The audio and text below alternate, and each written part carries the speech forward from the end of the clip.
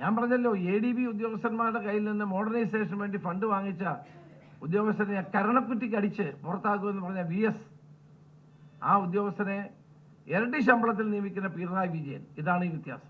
CPM നയരേഖ communist നയരേഖയല്ല എന്ന് കോൺഗ്രസ് പ്രവർത്തക സമിതി അംഗമായ രമേശ് ചെന്നിത്തല കുറ്റപ്പെടുത്തി.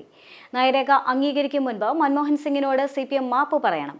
മുഖ്യമന്ത്രി അവതരിപ്പിച്ച നയരേഖ കമ്മ്യൂണിസ്റ്റ് ആശയങ്ങൾക്ക് വിരുദ്ധം. CPM 35 വർഷം കേരളത്തെ പിന്നോട്ടടിച്ചെന്നും പിണറായി കമ്മ്യൂണിസ്റ്റ് മുഖ്യമന്ത്രിയല്ല എന്നും രമേശ് ചെന്നിത്തല വിമർശനം ഉന്നയിച്ചു. കൊല്ലത്ത് നടന്ന CPM സംസ്ഥാന സമ്മേളനത്തിൽ കേരളത്തിന്റെ മുഖ്യമന്ത്രി അവതരിപ്പിച്ച നയരേഖ പരിപൂർണമായും കമ്മ്യൂണിസ്റ്റ് ആശയങ്ങളെ തള്ളിപ്പറഞ്ഞുകൊണ്ടുള്ളതാണ്. കഴിഞ്ഞ 25 വർഷക്കാലമായി ഇന്ത്യയിലെ കമ്മ്യൂണിസ്റ്റ് പ്രസ്ഥാനം സ്വീകരിച്ച എല്ലാ നയങ്ങളെയും പരിപാടികളെയും തള്ളിപ്പറഞ്ഞുകൊണ്ട് നവ ലിബറൽ സമീപനങ്ങളുടെയും ചെങ്ങാത്ത മുതലാളിത്തത്തിൻ്റെയും വ്യക്താക്കളായി മാറി എന്നുള്ളതിൻ്റെ സർട്ടിഫിക്കറ്റാണ് ഈ പിണറായി വിജയൻ അവതരിപ്പിച്ച ഈ നയരേഖ. കേന്ദ്രത്തിൽ കോൺഗ്രസ് ഗവൺമെന്റ് അധികാരത്തിലിരുന്ന കാലഘട്ടത്തിൽ അന്ന് ഉദാരവൽക്കരണവും സാമ്പത്തിക പരിഷ്കാര നയങ്ങളെയും നഖശിഖാന്തം എതിർത്ത ഒരു പ്രസ്ഥാനമാണ് കമ്മ്യൂണിസ്റ്റ് പാർട്ടി. അന്ന് അതിനെ പല്ലും നഖവും ഉപയോഗിച്ച് എതിർത്ത CPM അതേ നയങ്ങൾ ഇന്ന് 25 വർഷങ്ങൾക്ക് ശേഷം നടപ്പാക്കാൻ ശ്രമിക്കുന്നത് കേരളത്തിലെ ജനങ്ങളോട് നിരവധികമായ മാപ്പ് പറഞ്ഞുകൊണ്ടായിരിക്കണം. ഇന്ത്യയിലെ ജനങ്ങളോടും മാപ്പ് പറയണം. കാരണം എല്ലാ കാലത്തും CPM ഇങ്ങനെയാണ് ചെയ്യാറുള്ളത്. തങ്ങളുടെ തെറ്റായ നയങ്ങൾ ഉയർത്തിപ്പിടിച്ചുകൊണ്ടുള്ള സമരങ്ങളും നിലപാടുകൾ സ്വീകരിക്കും. പിന്നെ 10 വർഷങ്ങൾ കഴിഞ്ഞാൽ നിലപാട് തിരുത്തും. അതേ നയമാണ് ഇപ്പോൾ CPM സ്വീകരിക്കുന്നത്. പണ്ട് കൽക്കട്ട തീസിസ് അംഗീകരിച്ച് നടപ്പാക്കുകയും പ്രക്ഷോഭങ്ങളും സമരങ്ങളും നടത്തുകയും ചെയ്ത ശേഷം പിന്നീട് തെറ്റാണെന്ന് അവർ പറഞ്ഞു. അതേ നിലപാടാണ് ഇപ്പോഴും സ്വീകരിക്കുന്നത്. 1991 മുതൽ ഡോക്ടർ മൻമോഹൻ സിംഗിന്റെ നേതൃത്വത്തിലുള്ള കേന്ദ്ര ഗവൺമെന്റ് നടപ്പാക്കിയ സാമ്പത്തിക ഉദാരവൽക്കരണ നടപടികൾ മാർക്സിസ്റ്റ് പാർട്ടിയും CITU അടക്കമുള്ള എല്ലാ ബഹുജന സംഘടനകളും ശക്തമായി എതിർത്ത് വന്നതാണ്.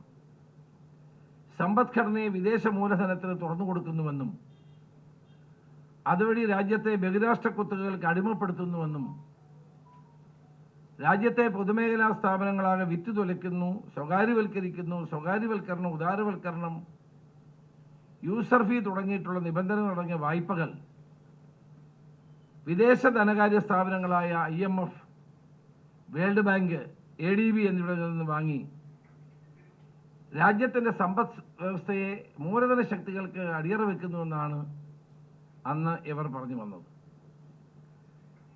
രാജ്യത്തിൻ്റെ ബൗദ്ധിക സ്വത്തവകാശ നയങ്ങൾ അടിച്ചേൽപ്പിച്ച് രാജ്യത്തെ ശാസ്ത്ര സാങ്കേതിക മേഖലകളെ സാമ്രാജ്യത്വ ശക്തികൾക്ക് അടിയറ വെക്കുന്നുവെന്നാണ് ഇവർ പറഞ്ഞത്. 3 പതിറ്റാണ്ട് കാലത്തോളം ഈ പ്രചാര വേലയാണ് CPM സംസ്ഥാനത്തും സംസ്ഥാനത്തിന് പുറത്തും സംഘടിപ്പിച്ചിട്ടുള്ളത്. മുൻ ധനകാര്യമന്ത്രിയായ TM തോമസ് ഐസക്ക് കീഴടങ്ങലിന്റെ അർത്ഥശാസ്ത്രം എന്നൊരു പുസ്തകം തന്നെ എഴുതി. ആ പുസ്തകം രാജ്യത്തെ എങ്ങനെ സാമ്രാജ്യത്വ ശക്തികൾക്ക് അടിയറ വെക്കുന്നു എന്നുള്ളതാണ് ആ പുസ്തകത്തിൻ്റെ ഉള്ളടക്കം.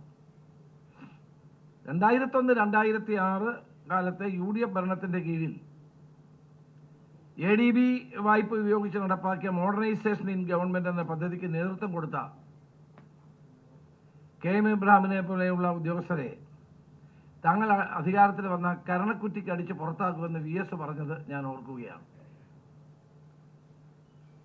അന്ന് അദ്ദേഹം പ്രതിപക്ഷ നേതാവായിരുന്നു.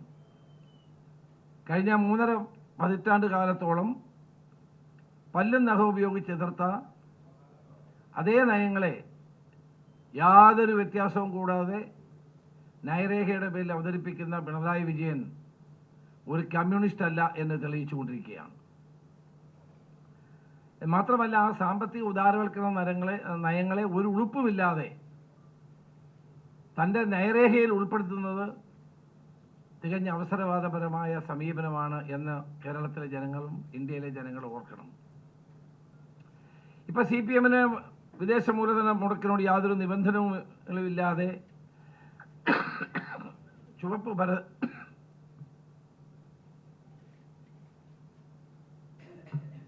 വിദേശ മൂലധന നിക്ഷേപങ്ങൾക്ക് ചരടുണ്ടെങ്കിൽ അത് വാങ്ങാൻ പാടില്ല എന്ന നിലപാട് സ്വീകരിച്ച CPM ഇന്ന് ആ മൂലധനത്തെ മുഴുവൻ ചുവപ്പ് പരവതാനി വിരിച്ച് സ്വീകരിക്കുന്നതിൽ യാതൊരു മടിയും കാണിക്കുന്നില്ല. നമുക്കറിയാം, ഈ നിയമസഭയിൽ തന്നെ വിദേശ സർവകലാശാലകളെ കൊണ്ടുവരാൻ ശ്രമിക്കുകയാണ്. സ്വാശ്രയ വിദ്യാഭ്യാസ സ്ഥാപനം ആന്റണി ഗവൺമെൻറ് കാലത്ത് കൊണ്ടുവന്ന കാലഘട്ടത്തിൽ 4-5 രക്തസാക്ഷികളെ സൃഷ്ടിച്ച പാർട്ടിയാണിത്. ഉന്നത വിദ്യാഭ്യാസ കൗൺസിലിലെ ചെയർമാനായിരുന്ന TP ശ്രീനിവാസനെ SFIക്കാർ അടിച്ചതും നമ്മളാരും മറന്നിട്ടില്ല.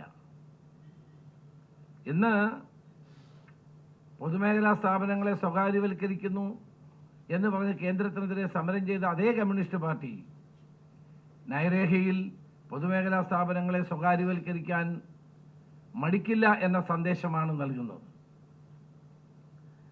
അപ്പോൾ ADB-യും വേൾഡ് ബാങ്കും അടക്കമുള്ള അന്തർദേശീയ ധനകാര്യ ഏജൻസികൾ വായ്പകൾ നൽകി സാമ്രാജ്യത്വത്തിന് രാജ്യത്തെ അടിയറ വെക്കുകയാണെന്ന് പറഞ്ഞവർ യഥേഷ്ടം വേൾഡ് ബാങ്കിൽ നിന്നും ADB-യിൽ നിന്നും ചരടുകളോടുകൂടി തന്നെ വായ്പകൾ വാങ്ങിക്കുന്നത് നമ്മൾ കാണേണ്ട ഒരു കാര്യമാണ്. അതോടൊപ്പം തന്നെ തങ്ങൾ ഈ നയമാറ്റം നടത്തുന്നത് വികസനത്തിന് വേണ്ടിയാണെന്നാണ് ഇപ്പോൾ പറയുന്നത്. അപ്പോൾ ഈ 3.5 പതിറ്റാണ്ട് കാലം കേരളത്തിന് ജനങ്ങൾക്ക് വികസനം എത്തിക്കാതിരുന്നതിൻ്റെ ഉത്തരവാദിത്വം CPM-നാണ് എന്ന് അവർ സമ്മതിക്കണ്ടേ? ഇപ്പോൾ ഉണ്ടാക്കിയിരിക്കുന്ന ഈ നയരേഖ എല്ലാ സാമ്പത്തിക ഉദാരവൽക്കരണ നയങ്ങളെയും കൈനീട്ടി സ്വീകരിക്കുന്നതാണ്.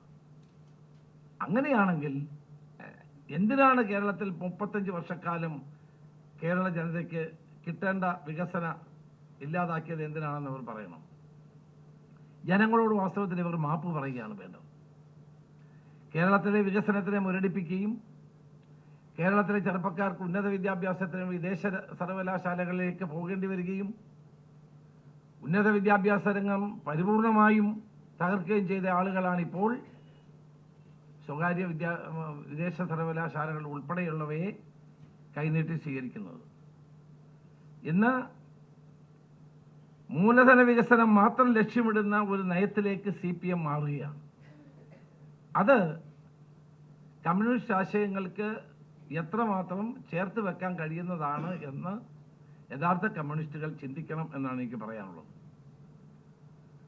അടിസ്ഥാന ജനവിഭാഗങ്ങളായ കയർ തൊഴിലാളികൾ, കശുവണ്ടി തൊഴിലാളി, ബീഡി തൊഴിലാളികൾ, ഓട്ടോറിക്ഷ തൊഴിലാളികൾ, സാധുക്കളായ ജനവിഭാഗങ്ങൾ, അവരെ ഒന്നും പരിഗണിക്കാതെ പണക്കാരെ മാത്രം പരിഗണിക്കുന്ന ഒരു നയത്തിലേക്ക് CPM മാറിയിരിക്കുന്നു.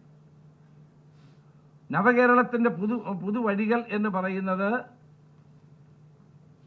സമ്പന്ന ശക്തികൾക്കും ശതകോടീശ്വരന്മാർക്കും കേരളത്തിലേക്ക് പരവതാനി വിരിക്കാൻ വേണ്ടിയിട്ടുള്ള ഒരു നയത്തിൻ്റെ ഭാഗമാണ് എന്ന് പറയേണ്ടിയിരിക്കുന്നു. CPM നടപ്പാക്കുന്ന ഈ നയങ്ങളെ യഥാർത്ഥത്തിൽ ഇന്ന് എതിർക്കുന്നത് കോൺഗ്രസും ശ്രീ രാഹുൽ ഗാന്ധിയും മാത്രമാണ്. ഇന്ത്യയിലെ കോർപ്പറേറ്റുകൾക്കെതിരെ ഏറ്റവും ശക്തമായ നിലപാടുകൾ സ്വീകരിച്ചുകൊണ്ട് അവരുടെ അഴിമതികൾ തുറന്നു കാട്ടിക്കൊണ്ട് മുന്നോട്ട് പോകുന്ന പ്രസ്ഥാനം കോൺഗ്രസും അതിൻ്റെ നേതാവ് ശ്രീ രാഹുൽ ഗാന്ധിയുമാണ്. കോൺഗ്രസ് ഒരു ലെഫ്റ്റ് ഓഫ് സെൻട്രൽ പാർട്ടിയായി രൂപപ്പെട്ടുകൊണ്ടിരിക്കുന്നത് നിങ്ങൾക്ക് ബോധ്യപ്പെടുന്ന ഒരു കാര്യമാണ്. രാജ്യത്തെ ശതകോടീശ്വരന്മാർ പാവപ്പെട്ട ജനങ്ങളുടെ ജീവിത പ്രയാസങ്ങളെ കൂടുതൽ ദുസ്സഹമാക്കിക്കൊണ്ട് മുന്നോട്ട് പോവുകയും സമ്പന്ന ശക്തികളായി കൂടുതൽ തടിച്ചു കൊടുക്കുകയും ചെയ്യുമ്പോൾ അവരുടെ അഴിമതികളും വഴിവിട്ട അവരുടെ നേട്ടങ്ങൾ ഉണ്ടാക്കാനുള്ള ശ്രമങ്ങളെയും ഏറ്റവും ശക്തമായി എതിർക്കുന്നത് ശ്രീ രാഹുൽ ഗാന്ധിയാണ്. പല ആളുകളും ഞങ്ങളോട് ചോദിക്കും, എന്താണ് എപ്പോഴും അദാനി എന്ന് പറയുന്നത്? അദാനിയാണെങ്കിലും അംബാനിയാണെങ്കിലും രാജ്യത്തെ പാവപ്പെട്ടവനെ ചൂഷണം ചെയ്തുണ്ടാക്കുന്ന ഈ സമ്പത്തിനെതിരായി വിരൽ ചൂണ്ടാൻ ശ്രമിക്കുന്ന ശ്രീ രാഹുൽ ഗാന്ധി മാത്രമാണ്. അദാനിക്കെതിരെ നെഞ്ചു വിരിച്ചു നിന്നുകൊണ്ട് പോരാടാൻ കഴിയുന്നത് അദ്ദേഹത്തിന് തന്നെയാണ്. കേരളത്തിലേക്ക് അദാനി, ഒരു സംശയമില്ലാതെ അദാനിയെ കൂടുതൽ അവസരങ്ങൾ ഉണ്ടാക്കാൻ കഴിയുമെന്നാണ് ഇപ്പോഴത്തെ ഗവൺമെൻറ് ചിന്തിച്ചുകൊണ്ടിരിക്കുന്നത്. ഈ പശ്ചാത്തലത്തിൽ കേരളത്തിലെ വികസനം 3.5 പതിറ്റാണ്ട് കാലം പിറകോട്ടടിപ്പിക്കുകയും കേരളത്തിലെ ചെറുപ്പക്കാർക്കും വിദ്യാർത്ഥികൾക്കും സംസ്ഥാനം വിടേണ്ടി വരികയും ചെയ്ത സാഹചര്യം ഒരുക്കിയ CPM ഇനിയാണെങ്കിലും ജനങ്ങളോട് മാപ്പ് പറയാൻ തയ്യാറാകണം. അടിസ്ഥാന ജനവിഭാഗങ്ങളെ വിസ്മരിച്ചുകൊണ്ട് ശതകോടീശ്വരന്മാരുടെയും പണക്കാരുടെയും കുത്തക മൂലധനത്തിന് വൻ ലാഭം കുന്നുകൂടുന്ന നയങ്ങൾ നടപ്പാക്കുന്ന വികസന വിരുദ്ധ ജനവിരുദ്ധ നയങ്ങൾ ഗവൺമെൻറ് മുന്നോട്ട് പോകുന്നു എന്നുള്ള വസ്തുത കേരളത്തിലെ ജനങ്ങൾ മനസ്സിലാക്കണമെന്നാണ് ഞങ്ങൾക്ക് പറയാനുള്ളത്. ഞങ്ങളാരും വികസന വിരുദ്ധരല്ല. നമ്മുടെ കാലഘട്ടത്തിൽ കൊണ്ടുവന്ന എല്ലാ വികസന പരിപാടികളെയും എതിർത്തിട്ടുള്ളൊരു പാർട്ടിയാണ് CPM. ഇന്ന് അവരുടെ ഈ നയമാറ്റം അത് പൊതുജനം അറിയണം, സമൂഹം വിലയിരുത്തണം എന്നാണ് എനിക്ക് അഭ്യർത്ഥിക്കാനുള്ളത്. ഈ വികസന രേഖയെ ഞാൻ ഒരിക്കലും സ്വാഗതം ചെയ്യില്ല. ഒരു ആത്മാർത്ഥതയുമില്ലാത്തതാണ്. ആത്മാർത്ഥതയോടുകൂടിയാണെങ്കിൽ കഴിഞ്ഞ കാലത്തെ തെറ്റുകൾക്ക് ജനങ്ങളോട് മാപ്പ് പറഞ്ഞുകൊണ്ടായിരിക്കണം ഇവർ സ്വീകരിക്കേണ്ടത്.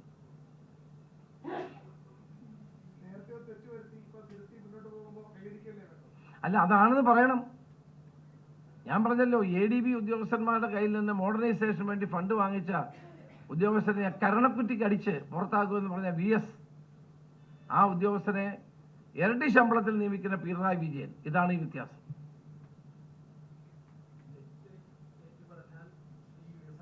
അല്ല, ഞങ്ങളെ സംബന്ധിച്ചിടത്തോളം മൻമോഹൻ സിംഗിന്റെ ഗവൺമെന്റ് കാലത്ത് നടപ്പാക്കിയ അതേ വികസന സമീപനമാണ് ഇപ്പോൾ കൈക്കൊള്ളുന്നത്. ഇന്ത്യയിലെ പാവപ്പെട്ടവന്റെയും തൊഴിലാളികളുടെയും സാധാരണക്കാരനും ഇത് ദോഷകരമാണ് എന്ന് പറഞ്ഞ് 3.5 പതിറ്റാണ്ട് കാലം സമരം നടത്തി ആളുകളാണ് ഇപ്പോൾ ഞങ്ങളുടെ പാതയിലേക്ക് വന്നിരിക്കുന്നത്. പഴയ കാലത്ത് ട്രാക്ടറിനെതിരെയും കമ്പ്യൂട്ടറിനെതിരെയും സമരം ചെയ്ത് പിന്നീട് തെറ്റാണെന്ന് പറഞ്ഞവർ ഇതേ രീതിയാണ് ഇപ്പോഴും പിന്തുടരുന്നത്.